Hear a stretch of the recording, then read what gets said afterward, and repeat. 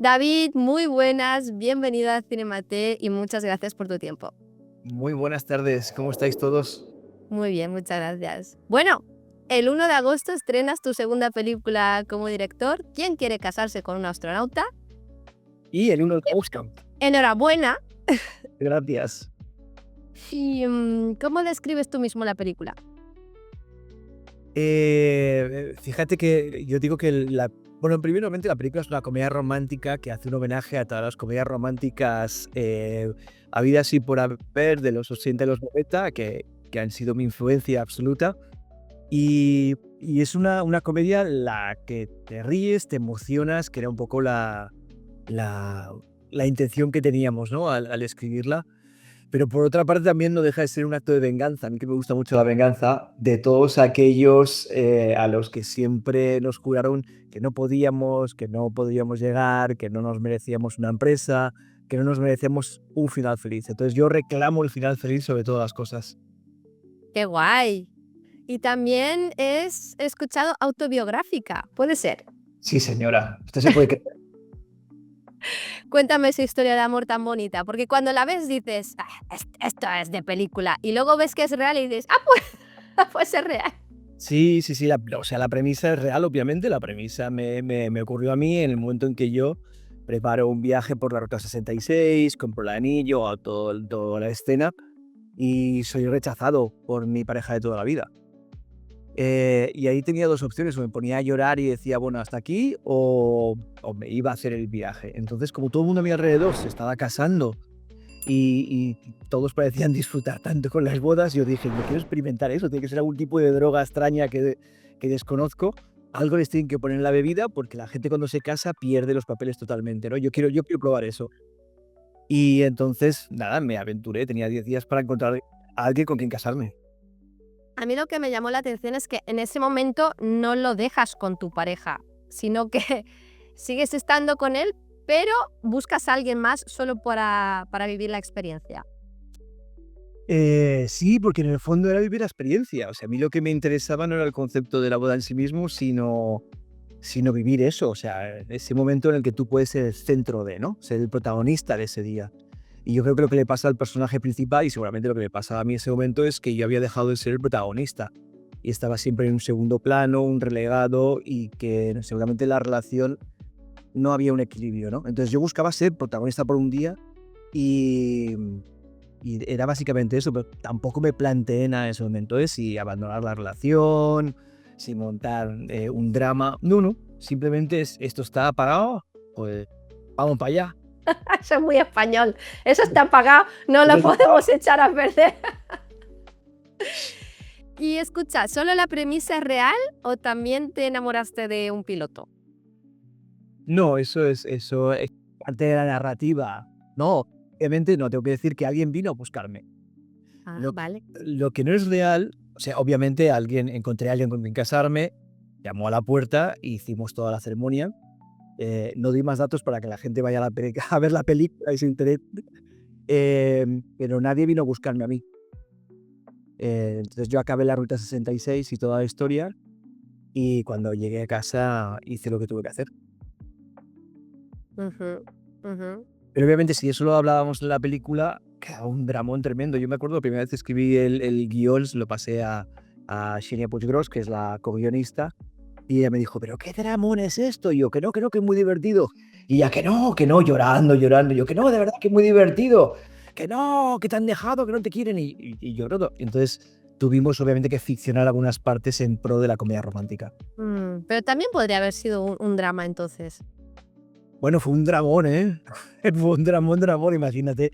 Después de Madre mía, años, claro, volver a reinventarte entero. madre mía. Pero mira, qué bonito que lo hayas convertido en una experiencia tan romántica, tan bonita de cine.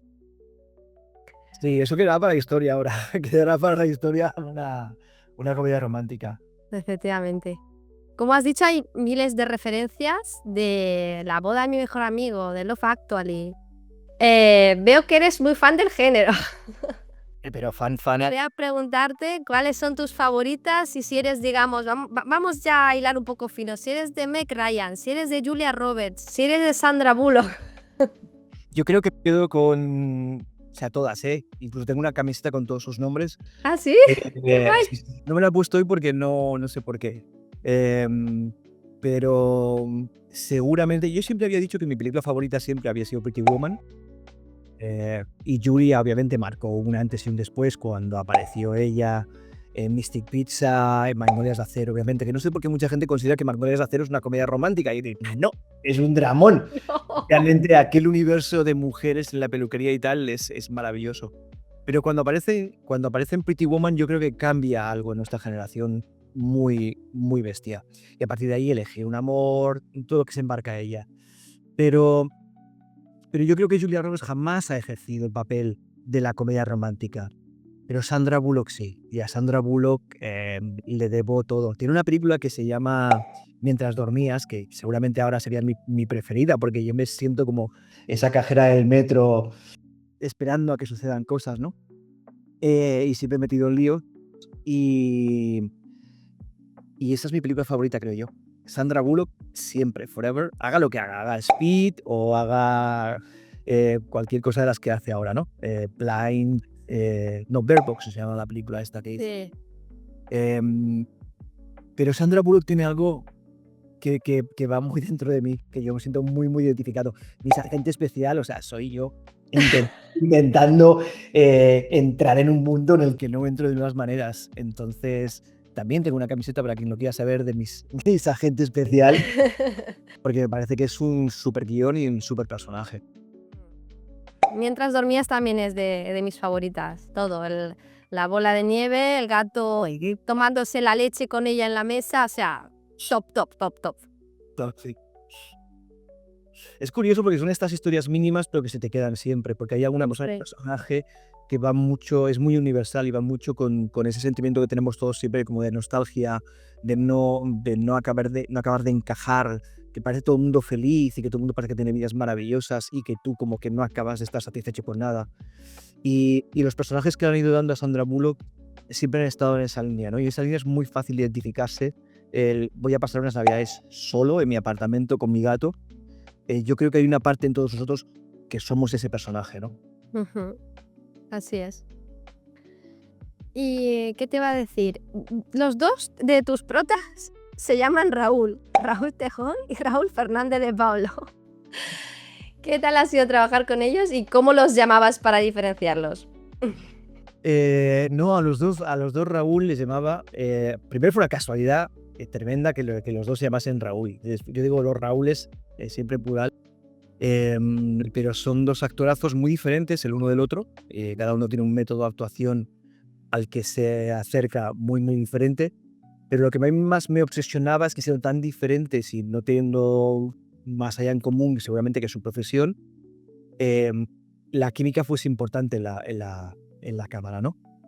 Y ahí estuve dando como muchas vueltas. Sí que es verdad que cuando en todo el proceso creativo, cuando te pones a escribir y a buscar referentes, apareció una foto de Raúl Tejón. Entonces, a búsqueda de fotografías y tal, yo no lo tenía identificado. Empecé a investigar quién era y más allá de ver un reel, lo veía en entrevistas, en lo que explicaba aquí, allá, en lo que había hecho, y pensé, jo, qué tipo más interesante. Y entonces dije, bueno, lo quiero conocer, a ver qué tal. Y quedamos en un bar en Madrid y él me dijo, bueno, ¿cómo te reconoceré? Y yo dije, mira, cerca de Halloween, alguien tan friki como yo, voy a ir con una cabeza de calabaza. Entonces yo creo que en ese momento, digo, si viene a la entrevista, ya es mucho, porque es una fricada grande. O sea, alguien me dice eso y no voy. Pero no, apareció y dentro de todo ese bar lleno de ejecutivos que iban a hacer sus negocios, a mí estaba yo con una cabeza de calabaza. Entonces vino y a partir de ahí empezamos a charlar y tal, y hubo un momento en que dije, sí. Muy curiosamente, Raúl Tejón aún no había dado el salto con Machos Alfa, la había rodado la primera temporada, pero no había estrenado, y nunca entendió que yo lo estaba entrevistando para el papel de David, o sea, del protagonista. Entonces él siempre pensó que iba a ser el otro, el que acompañaba, el que llegaba, no sé qué. Y entonces yo cuando noté eso dije, bueno, voy a jugar, vamos a ver. Entonces fue muy divertido porque yo le iba lanzando cosas para ver creativamente qué me decía, qué no me decía, hasta que hubo un día que yo no pude mentirle más y dije, o sea, Raúl, eres tú el David de la película, o sea que ya vamos a tal. Y a partir de ahí con Raúl Fernández lo mismo, o sea, jugamos mucho, me explicó, yo le expliqué y tal. Es un tío que tiene eh, un atractivo muy característico, es muy madrileño, y siempre dice soy gato gato y yo le tiraba gato gato. Eh, y es muy divertido currar con él. Y entonces cuando se encontraron los dos, como si se conociesen toda la vida, y aquello fue... Y yo creo que gran parte de lo que ocurre en la película es creíble por ellos dos. Así es. Yo tuve el placer de conocer a Raúl Fernández de Pablo hace poquito presentando Votemos, su película también reciente aquí en Valencia. Y muy guay, la verdad. Así que, bueno, era una ilusión ver otra película suya. Sí, de hecho nos sorprendió muchísimo porque cuando estábamos en Buenos Aires rodando, la obra de teatro, o sea, yo creo que había un cortometraje y se hizo una obra de teatro en Votemos. Sí, el corto era Votamos y luego la película Votemos. Exacto, y entonces fuimos a la obra de teatro en Buenos Aires, entonces nos presentaron a todo el elenco de allí y yo me enamoré de esa obra de teatro y pensé, jo, si se hace una película va a ser genial. Y Raúl es muy guay. Sí. La verdad es que es muy versátil, ¿no?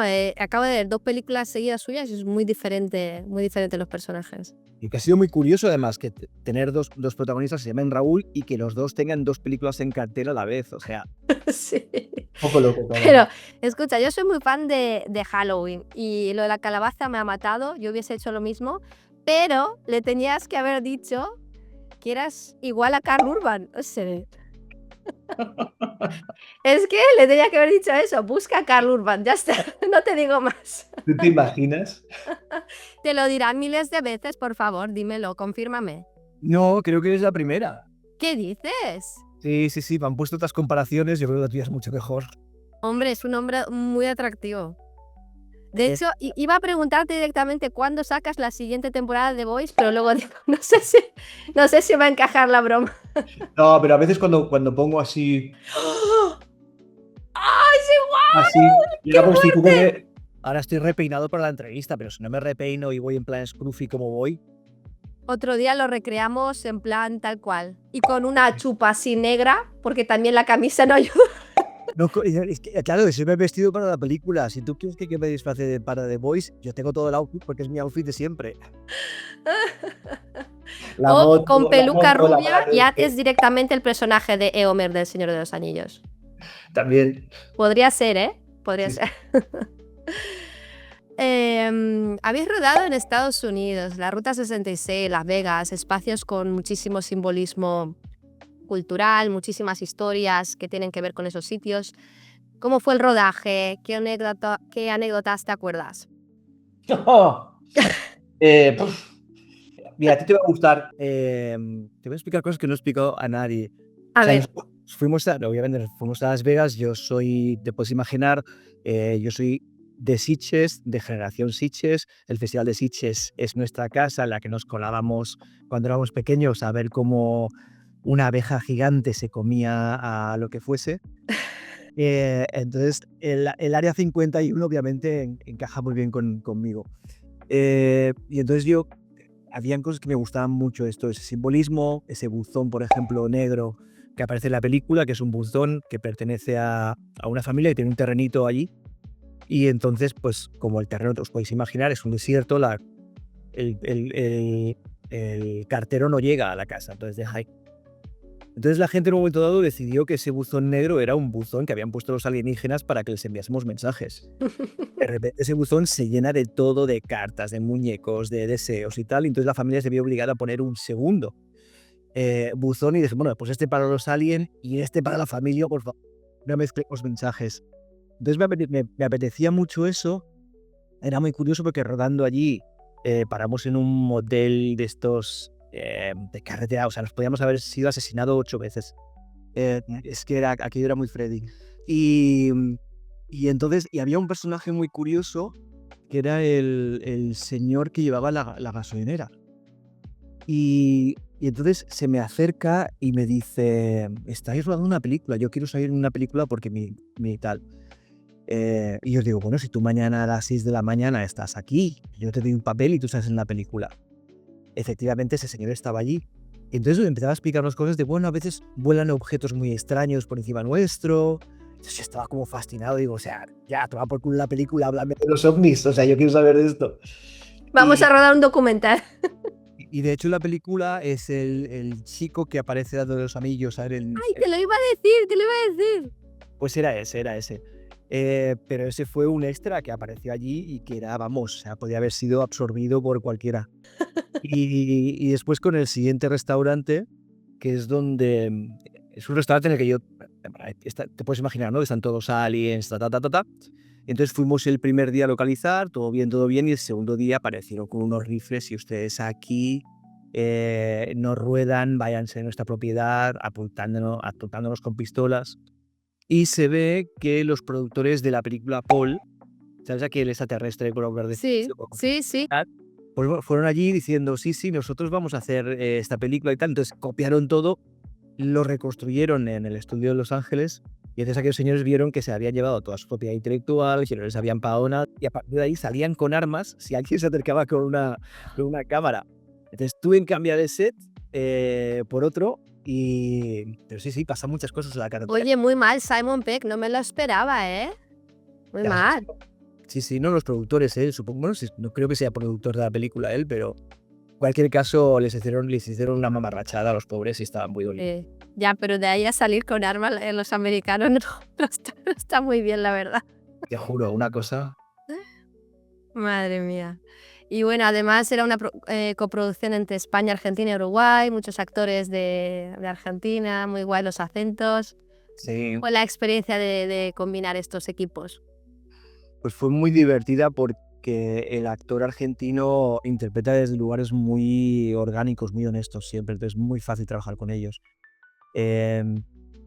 Pero yo me dediqué a jugar también con ellos, entonces por ejemplo el personaje de Isa es argentina y parece que sea española. Sí. El personaje de Mark es argentino y hace de pijo catalán. Sí. Entonces con ellos iba jugando un poquito y tal, y entonces eso le daba como colorcillo a los personajes secundarios, que es un poco lo que me interesaba a mí, ¿no? Que los secundarios pues hiciesen como, yo que sé, como en Notting Hill, así, ¿no? Que apareciesen de repente y le diesen color. Pero es muy guay. Y juntarlos, claro, Raúl tiene también tradición de haber estado en Buenos Aires, se conocen toda la historia argentina y enseguida con ellos hizo muy buenas migas. ¿Y la pareja obsesionada con los bomberos, eso era improvisado o estaba todo escrito en el guión? Eso fue improvisado. Que lo sabía.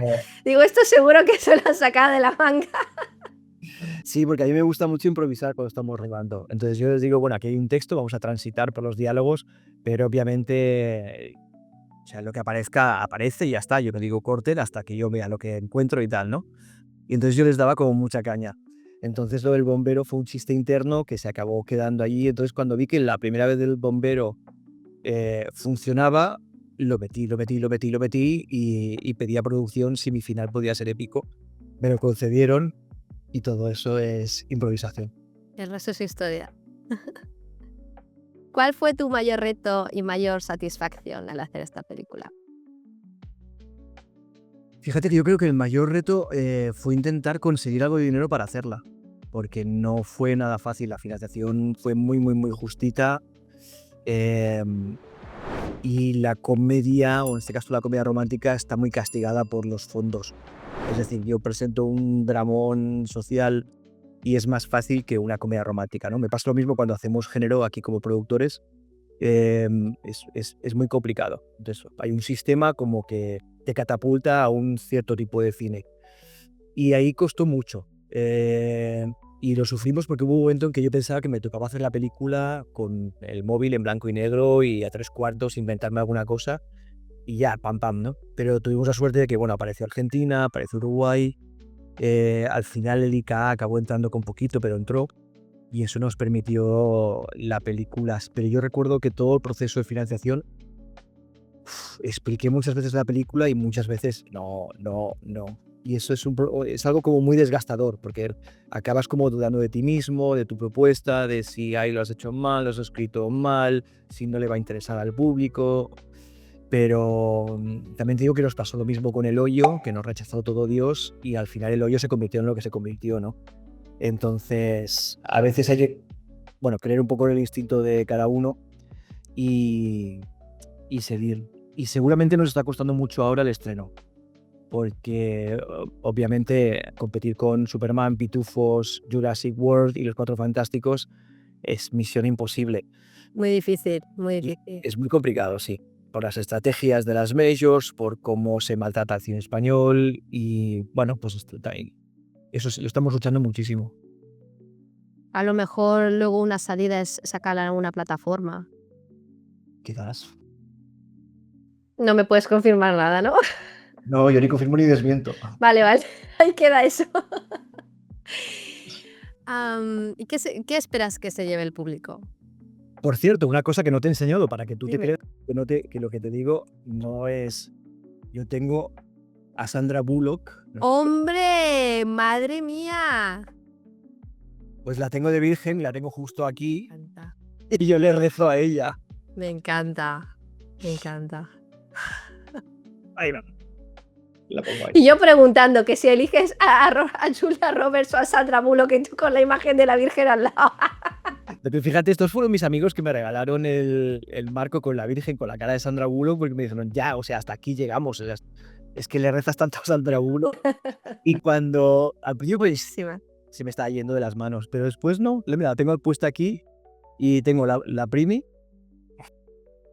Acá es el momento. La Primi, la Sandra Bullock y el ordenador. Qué guay. Qué guay. Bueno, si hay gente que no va a ver Superman y no va a ver los pitufos y va a ver al astronauta, ¿qué esperas que se lleve? Pues bien, yo creo que, o sea, por todas las veces que la hemos enseñado ya, porque la verdad es que la peli ha hecho un recorrido muy, muy guay en festivales y la hemos testado mucho, ¿no? Entonces me hace mucha gracia ver cómo se ríen en los mismos chistes, en los gags. Creo que se van a reír mucho. Va a llevar un momento que van a decir, ¿por qué me estoy riendo aquí? Y entonces se van a entrar dentro de la parte como más emotiva y van a salir muy emocionados. Y es un común denominador. Al final es una película de dos personas que se enamoran o que buscan su sitio en la vida y no tiene nada más que eso. O sea, es una película muy blanca. Yo digo que es un caballo de Troya porque entra como muy inocente, pero después te hace pensar en cómo son tus relaciones con tu pareja si tienes, con tus amigos, con tu entorno. ¿Qué priorizas o no priorizas en el aspecto amoroso? Y yo creo que eso en una segunda lectura te da por pensar mucho, porque obviamente bueno, todos tenemos un punto de, vamos a llamar, de toxicidad o de cosas que hemos aprendido en la manera de amar, ¿no? Pues, por ejemplo, yo chupé mucha comida romántica porque era mi tabla de salvación en los 80-90 y muy feliz, pero también me han jodido mucho el cerebro, ¿no? Que dice Mark en un momento de la película, porque al final piensas que las historias tienen que ser eso, ¿no? De príncipes azules y princesas rosas y después la vida no tiene nada que ver con eso. La vida es multicolor, multitemática, multitodón. Y yo lo que me gusta de Astronauta es que tú entras en la película y entras en una película de personas que se buscan a ellas mismas sin que te importe nada más, ¿no? Y ahí creo que muchos dicen, yo llevo un David dentro y llevo un David dentro y muchos se sienten identificados seguramente en esa cosa de Sandra Bullock que mientras dormías. Yo también tengo esta cosa como de melancolía, o de no acabar de encajar o no acabar de encontrar lo que quiero, pensar que me falta algo hasta que te das cuenta de lo que quizás no te falta, sino que te sobran cosas. Ujú. Así es. Pues se van a reír mucho, ¿eh? A ver, después de acabar con la melancolía, pero os vais a reír, ¿eh? Oye, aparte de tu segunda película como director, tienes muchísimos proyectos como productor en tu haber. Acabas de mencionar El Hoyo de Netflix. ¿Qué te atrae más, producir o dirigir y cómo eliges tu siguiente proyecto? Fíjate, yo creo que lo que más me gusta es escribir. A la dirección llegamos por accidente porque la primera película la codirigimos Ángeles Hernández y yo, que somos socios, y la tuvimos que codirigir porque la directora le ofrecieron un proyecto en televisión española para una serie larguísima y nos dejó. Y entonces dijimos, no nos da tiempo a conseguir otra directora de aquí al lunes, pues ya, nosotros mismos. Y de ahí salió la primera película, Isaac. Y la verdad es que me encanta rodar y que me lo paso muy bien dirigiendo. Es un esfuerzo muy grande y acabas un poco tocado de la cabeza porque, claro, te metes tanto en un personaje y en una historia durante Un periodo de tiempo corto, pero muy, muy, muy intenso. Para mí es un gran hermano. Y después cuesta salir de ahí. Cuesta como romper ese cordón umbilical. La escritura es más solitaria, aunque a veces, pues bueno, pues puedes trabajar, ¿no? En este caso con Xenia, que es muy guay, y puedes ir haciendo, a veces con Ángeles. Y escribir me gusta mucho. Producir es lo que llevo haciendo toda la vida, pero también creo que producir es el arte de encajar el rechazo. Porque el 90% de nuestro trabajo es encajar el rechazo. No nos gusta, no lo queremos, no ahora, no este casting, no este director, no este director de fotografía y quién lo va a montar, no nos gusta el montaje, esta canción no, esta actriz tampoco.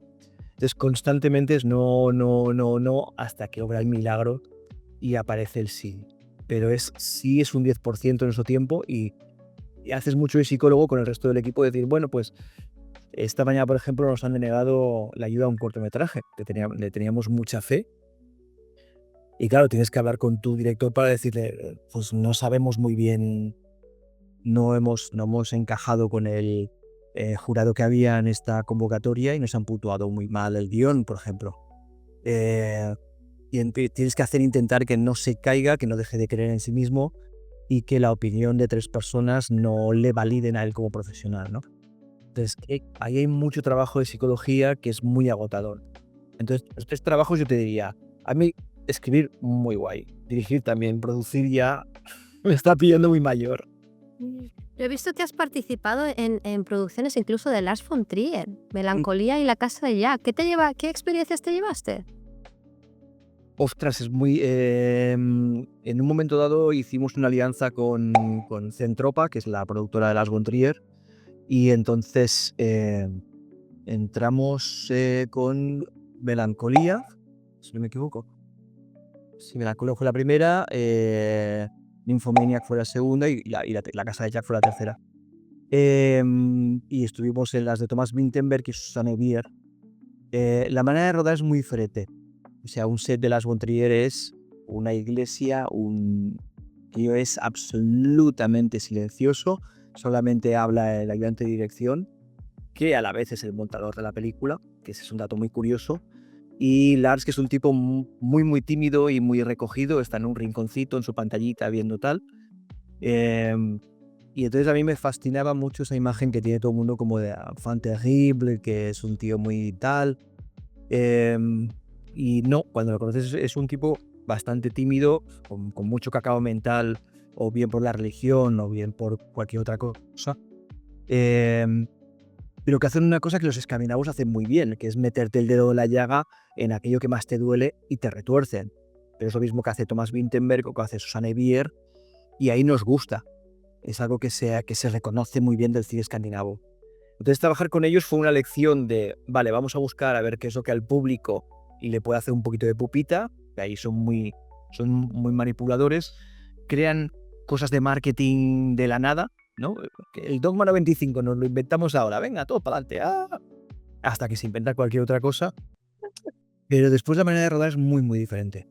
Es muy diferente. Aquí siempre, obviamente es muy jerarquizado, ¿no? Pero un set, y más si está Raúl Tejón, es una risa constante o un jiji, un jaja, para arriba, No para me lo abajo. imagino silencioso a Raúl Tejón para nada. Nada, en ningún momento, o sea, yo no lo he conocido callado.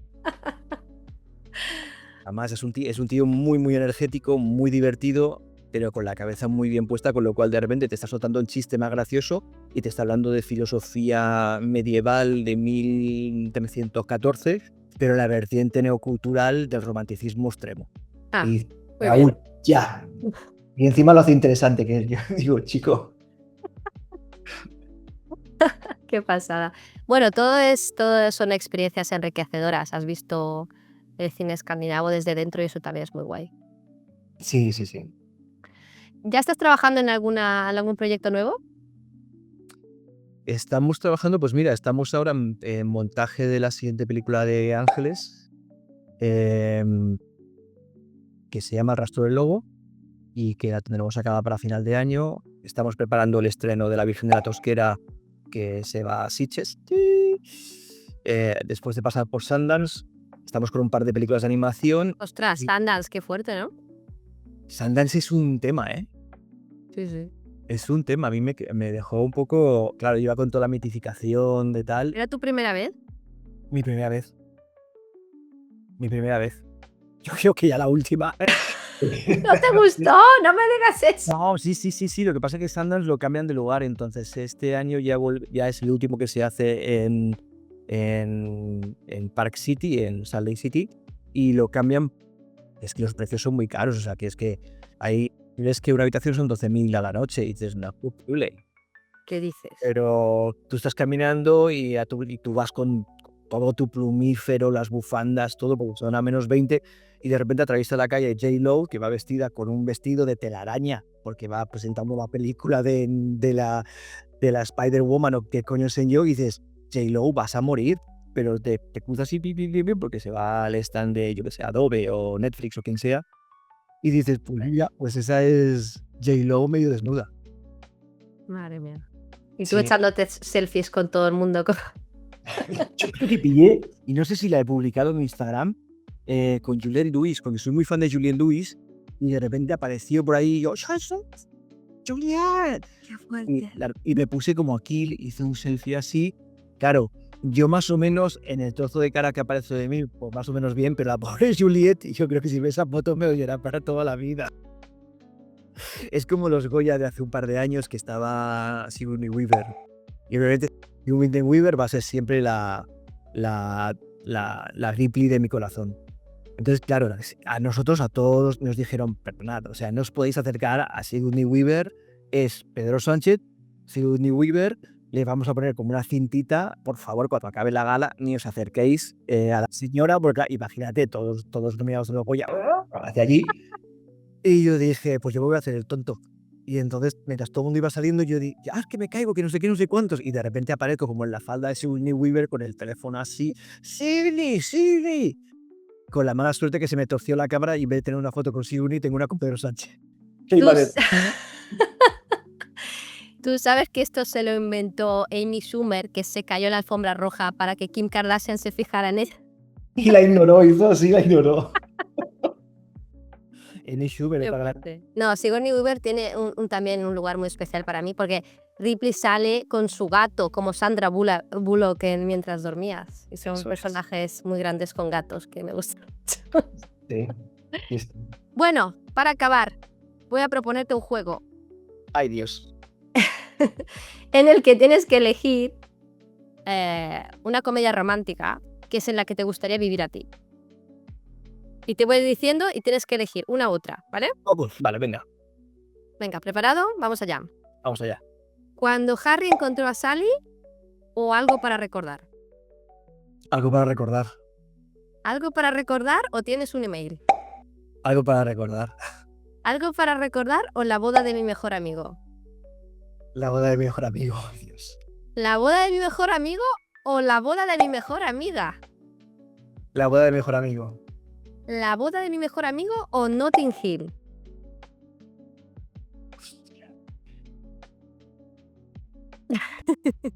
Notting Hill. ¿Notting Hill o Miss Agente Especial? Como comedia romántica, Notting Hill. ¿Notting Hill o Mientras dormías? Mientras dormías. ¿Mientras dormías o Bridget Jones? Mientras dormías. ¿Mientras dormías o Love Actually? Ostras. Se pone No, difícil. mientras dormías. Mientras dormías, creo que ya sé la respuesta, a convertir a un chico en 10 días. Mientras dormías. Ahora veo todo el hate que va entrando. Pero ¿cómo se atreve a decir que Love Actually no?